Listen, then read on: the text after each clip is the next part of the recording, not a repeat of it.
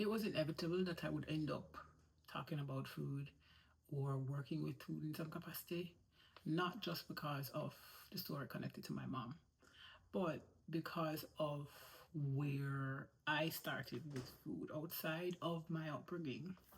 I got into dieting around in college, and I played collegiate sports.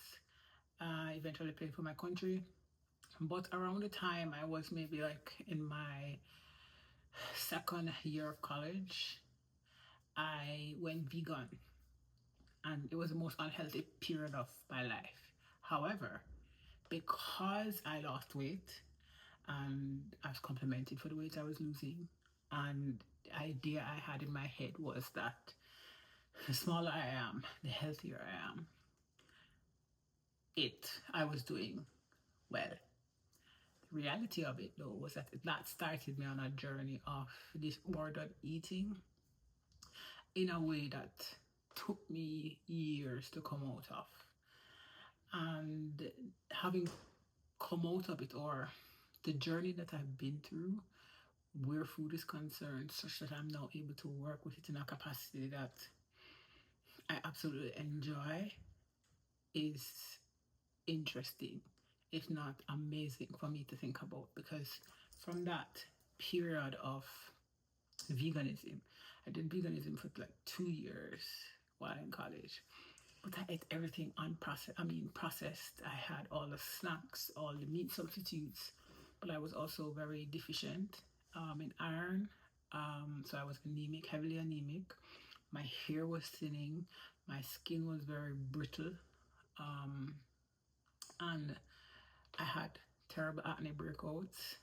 All things, all the ways in which my body was kind of communicating with me, and I kind of just figured, oh, that's just part of being female, because I was fit, I was healthy, I was doing all these things. I lived in the gym. I discovered gym in my third year of college, actually, second year, third year of college, and that became another obsession. Not obsession, but I want to say a fixation. Let's put it that way. Now that I am aware that I have ADHD, but the dopamine hit I got from going to the gym was something that I couldn't explain to anybody.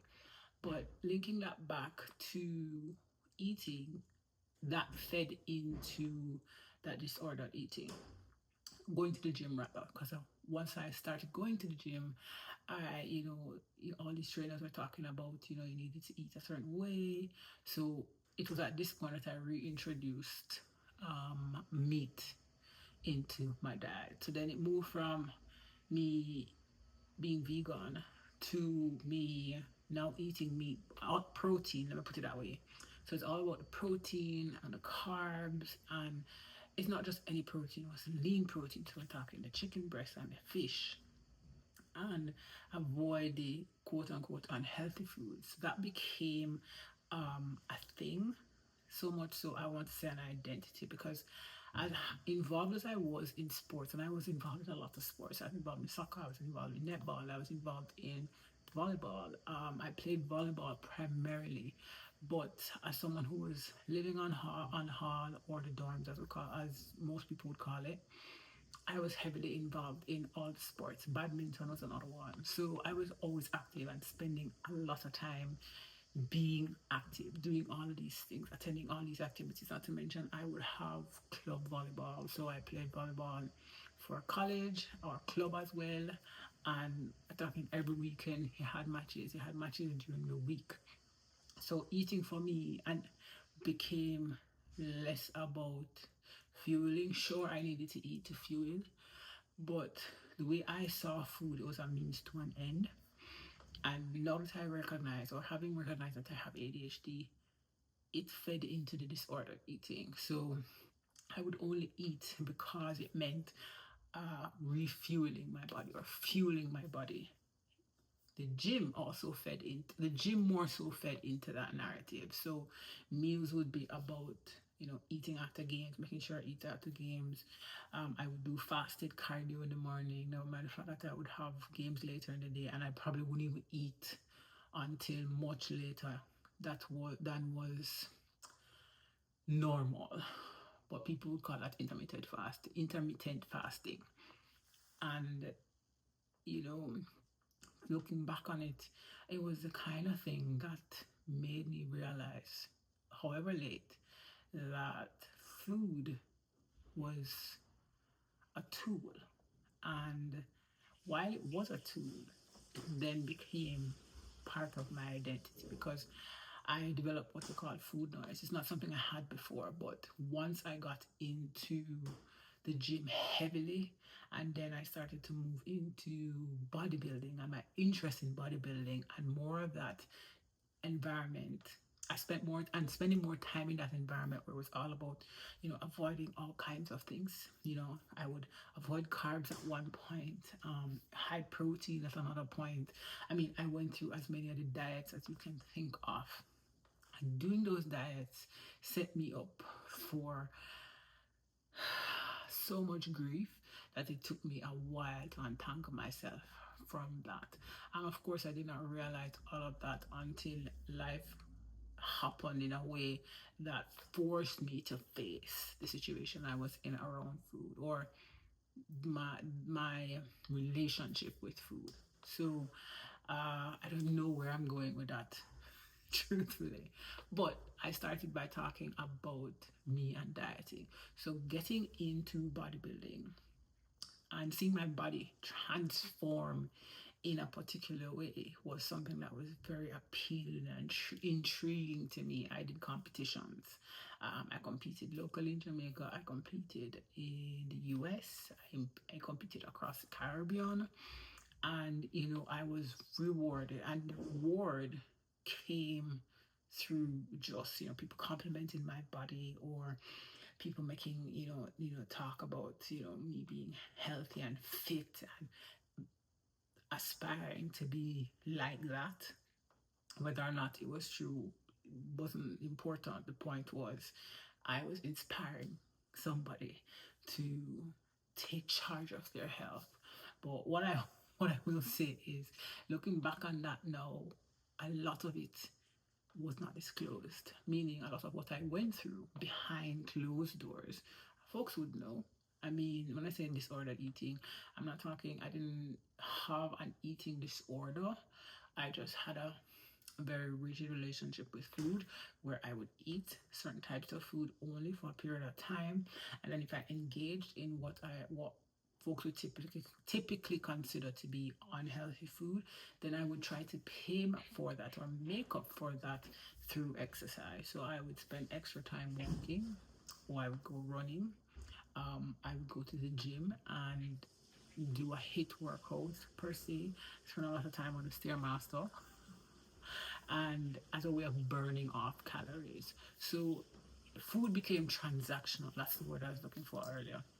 Food became transactional. So when I said it was a tool, it was more of a transaction. So if I ate it, then I needed to burn it off and forget the whole needing to make sure I was energized. I was energized. I'm naturally an energetic person. If I were to describe myself, like, I don't necessarily need caffeine to be energized. I just wake up and my brain is ready to go. And so physically for me, I never really suffered from low energy, at least not until much later, like now, in the last couple, 5, 6 years.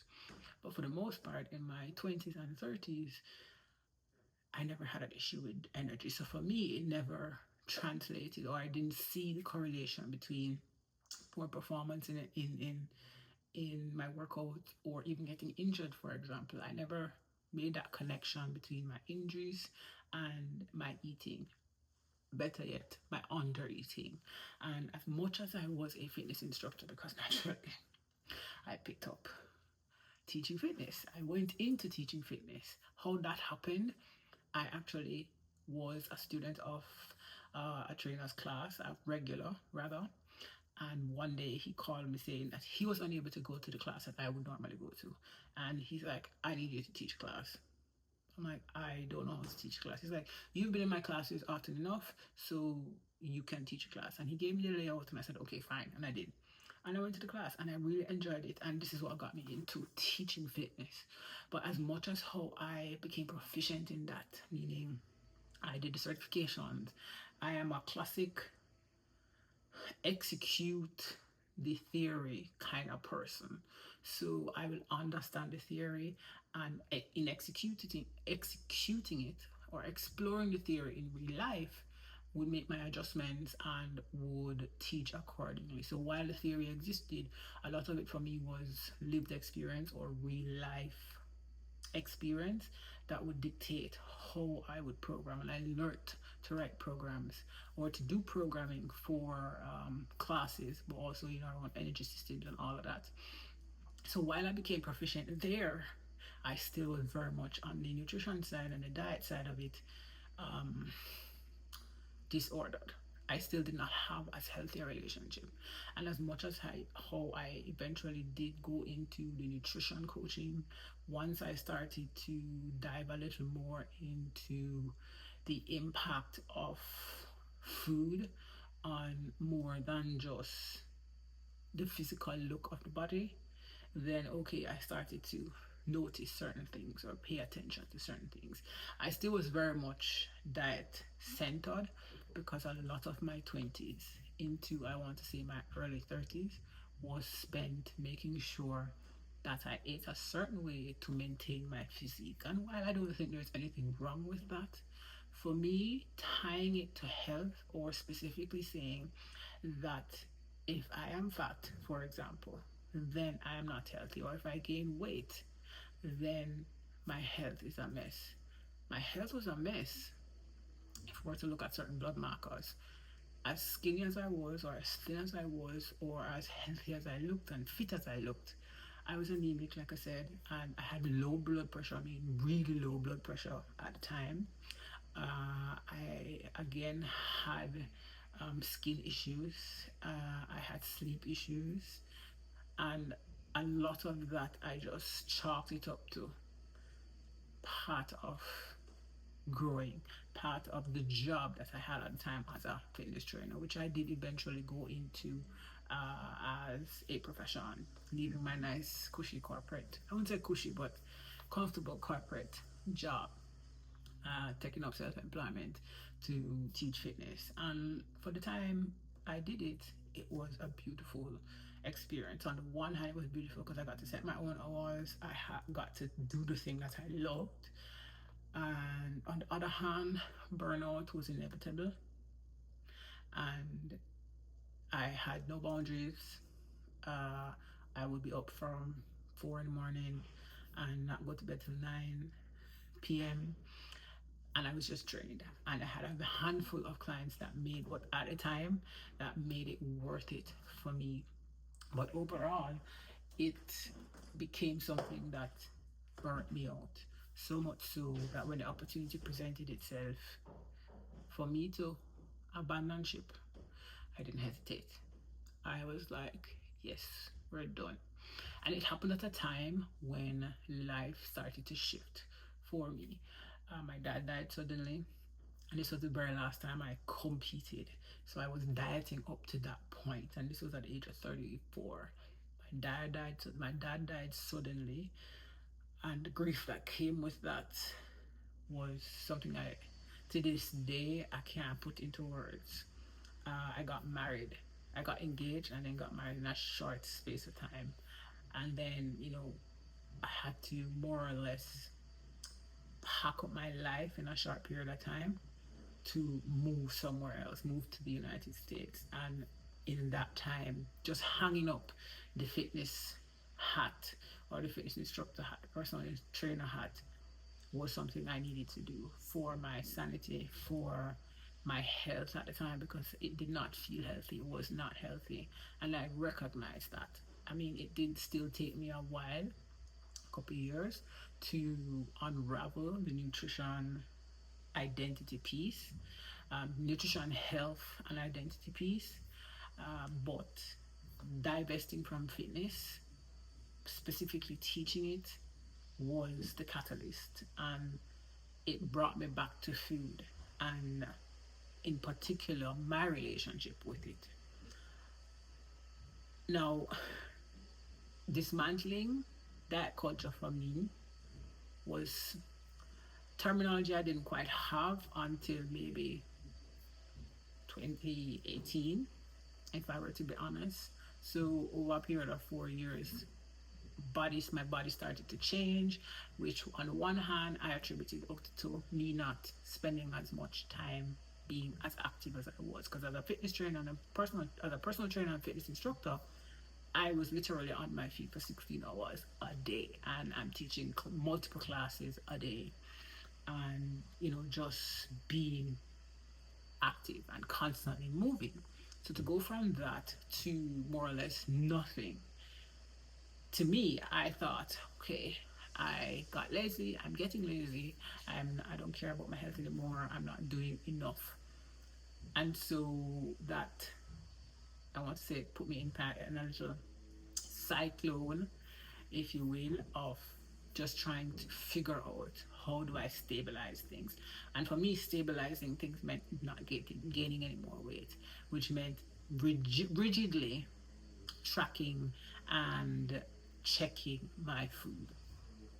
And the problem with that was, when you're making life changes and dealing with grief at the same time, it's hard to distinguish between what is grief driven and what is a decision that's based on sound information, right? And for me, a lot of that was grief driven, because at the same time, my mom developed some, or she developed, her illness rather became critical, and that then lended itself to grief, because I'm not done grieving the passage of one parent and now having to watch the other parent. That grief starts even before the person dies, because you see the changes happening, you see our life shifting. And for me, dealing with that, plus my unresolved issues around food and my body, compounded itself. And so when I became caretaker for my mother for a while, add that on top of it, it eventually, pressure bust pipe, as Jamaicans will say. The pressure built up and I had enough.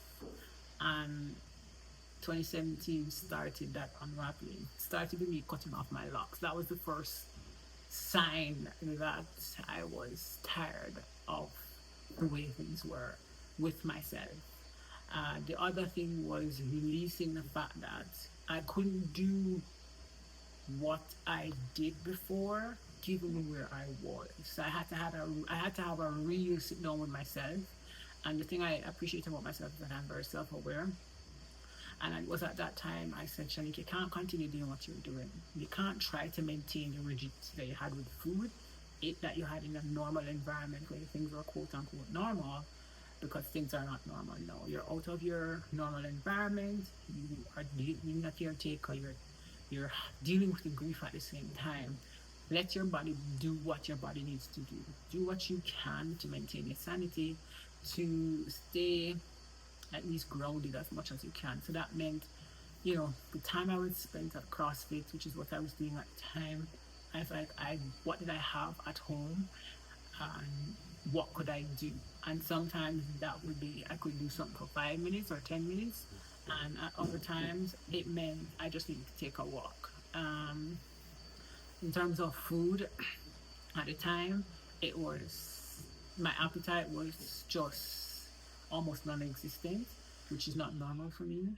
So at the time, it was a matter of do what you can with what you have. So I ate when I could, tried to stay hydrated, uh, and not worry about it, because I couldn't do much, right? I was, as caretaker, it was a full-time job, and it stressed me in a way that I will never wish on anybody. I don't regret doing it because it's my mother and she was my mother, and I couldn't imagine not being there and not doing what I needed to do. But that put me on a trajectory of examining the things that I found important and what I thought about, my body needing to be a certain way or needing to look a particular way started to shift. Could I accept my body if it was no longer the ripped, lean, skinny version? What does accepting it look like? And so that started me on a journey of decentering diet ting diet culture. Still took me a little while, but I started to ask more of those questions. So the whole jumping on a diet, so cutting out carbs, for example, whenever I felt like my jeans were a little tight or I looked in the mirror from the side, no less, and I looked a little thicker than I was accustomed to seeing. Because the other thing that fed into, I want to say, body dysmorphia was, for a long time, part of my process was taking what I call progress pictures. And it started obviously with me doing bodybuilding. I would take these progress pictures and send to my coach pictures of me in a bikini, face front, face side. You know how people take, so-called progress pictures. And that continued for years. So even when I wasn't competing, I would still do that and then measure my success at maintaining my body through those pictures. So when things started to shift, I had to reevaluate whether or not that was healthy for me. And while I didn't keep it up, I didn't exactly stop taking those progress pics. So it became less about progress pics and more about let's check in. So I would do what I call a body check. That's what I would do. Take those pictures and just check to see where my body's at. Most of the times, I'd be like, okay, I could still try and fix so and so. Or that's the thought that would come in my head, but I didn't have the capacity to go on a diet just because of where I was at the time, especially around caretaking with my mom. But after that, and we got her stable and things seemed to be stable, I went back to let me just check in ever so often. But then my mom died, and it threw all of that out the window, and that no longer became a priority. Not succumbing to the deep hole that grief was sending me in, that became the priority. Like that became my focus. And so it shifted back again to fitness, like getting back into fitness. So I was doing a lot of CrossFit, jumped back into CrossFit, and hiking. I live in a state where hiking is central to so many people. Nature, being outside, I live in an evergreen state, and so it became something that was very calming and very grounding for me. So I was always finding ways to stay active. I got a dog, something I never thought I would do, but I got a dog. See her here? She's my shadow. And it became part of, she became part of my healing journey, for want of a better phrase.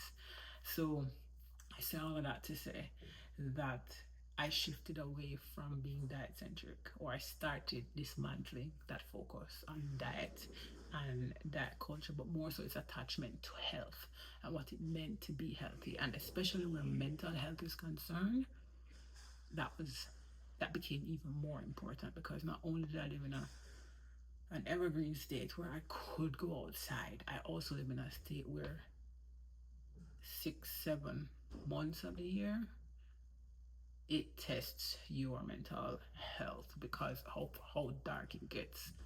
And me being somebody from the Caribbean, from an island where it's sunny 360 days for the year and warm, it became a challenge. So it became my focus shifting from how can I control my body when things feel out of control to how can I steady my mind when things feel like I'm sinking, when I'm feeling like I'm sinking.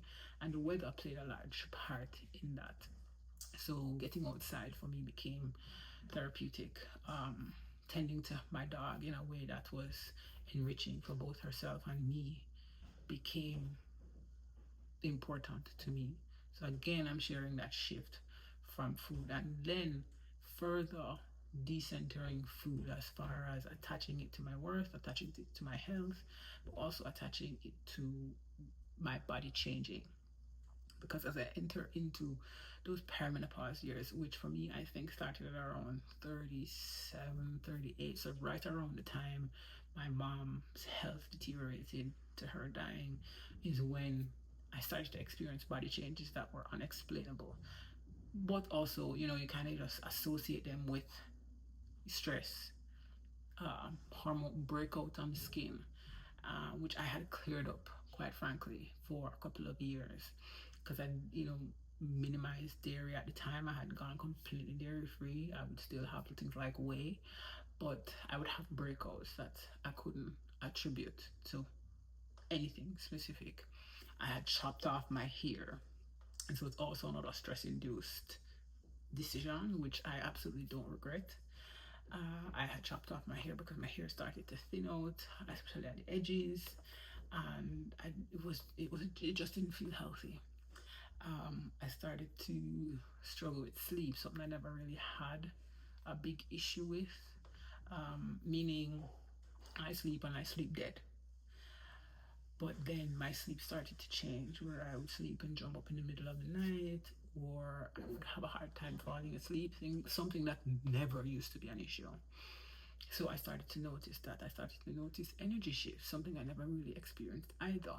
So even when I was anemic, I never had energy shifts that were so palpable. So I honestly would just feel physically tired and hard. It's hard to do things.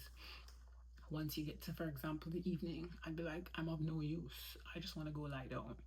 So noticing those things or becoming more aware of those things made me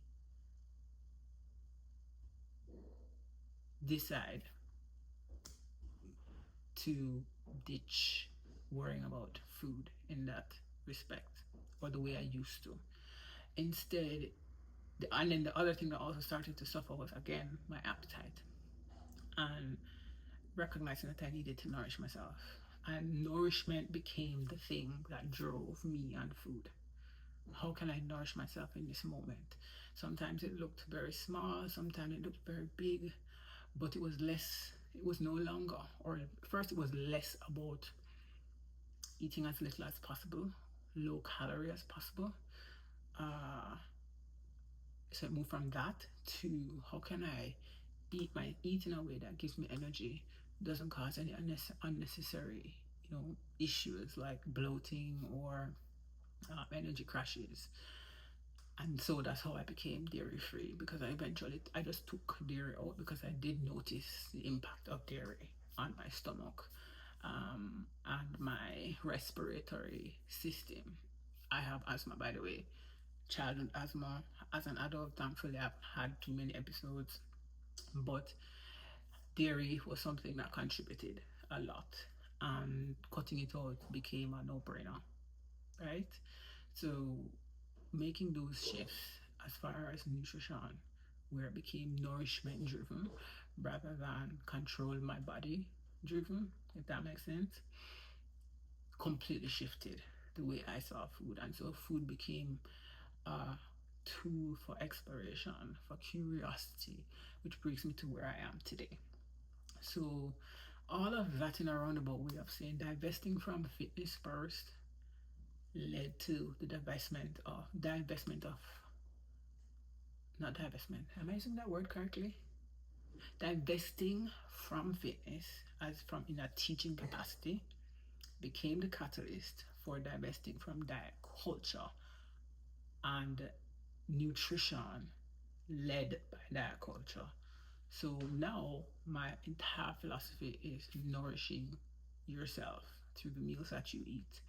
And it's, of course, I'm going to build a meal with the same principles, the basic tenets of a balanced meal.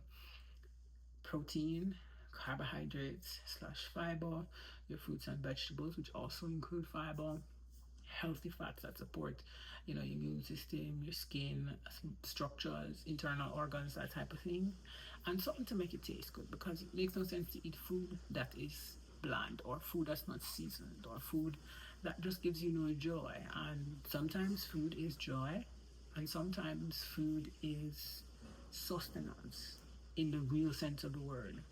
It doesn't always, and you don't always have to enjoy, because there are sometimes when I eat because I need to eat, because again, fixation, ADHD and fixation on certain things can mean not eating, or me being sucked into an activity, or a task can mean me completely not thinking about food until I'm done. And by that time, it's an emergency and then I need to eat, or else I'm gonna feel like crap.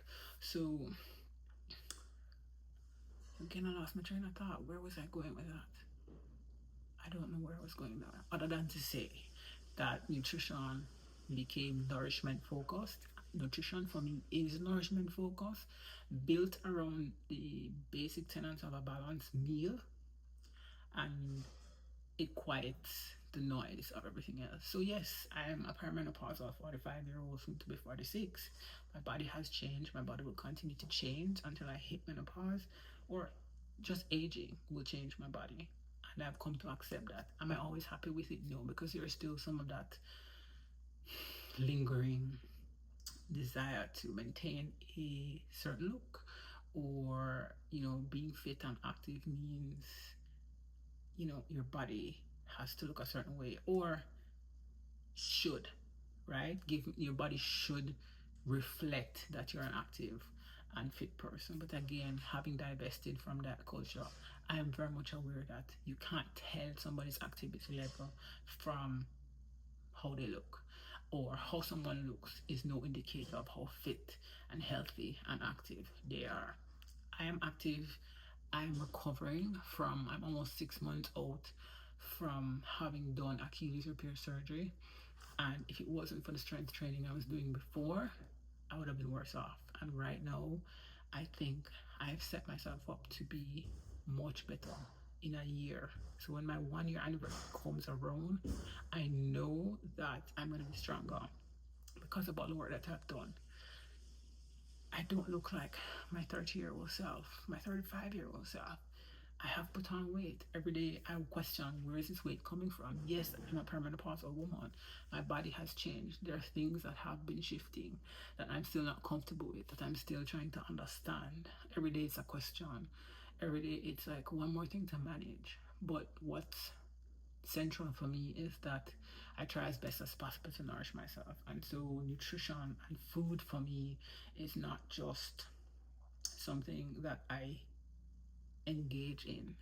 It's something I engage with. It's a way I express myself. So through my photos, through sharing said photos, but also sharing my philosophy and principles around food with other folks. Sharing the ways folks can make a meal suitable for them, tastes or preferences. Sharing, cooking tips and tricks that I've picked up, that I've learned, that I have lived through my own cooking experience. Because one thing I can tell you, I'm not a chef, I'm a home cook. I'm somebody who bakes. I'm somebody who makes cooking an experience, whether it's a 10-minute meal that I'm making or I'm spending an hour. For me, it is a calming place to be. It's not a rushing thing for me for the most part. Cooking for me is relaxing. And as much as how it's also part of my work as a food photographer for food bloggers, at least that's where I'm at right now. It's not where I want to stay, but it is where I enjoy doing that.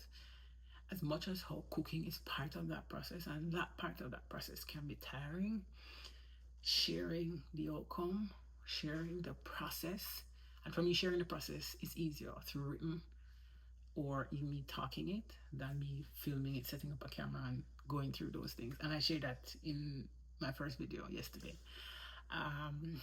For me, that's where I find the joy. Talking about food, I can do that all day. So all of this to share where I'm coming from and how I view food, basic bowl nutrition isn't just, in fact, it's a pivot from helping people uh, nourish themselves, just taking their specific problems and helping them find solutions to it without it being diet centered.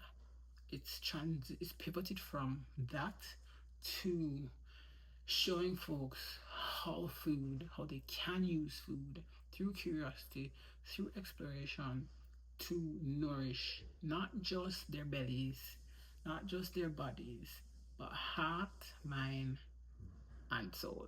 So if you're that person, if you're somebody who is trying to figure out your journey with food, because there are a lot of us that do. Some people are like, I never have a problem with food. This ain't for you. But for those who are, I hope this helps you to see for yourself ways to think about it. I don't know if anything I said in the last couple 30 minutes has resonated, but if it has, I appreciate you. If it has, let me know. If it has, then you're in good company. So, thank you for watching, and I will see you on the next one. Bye.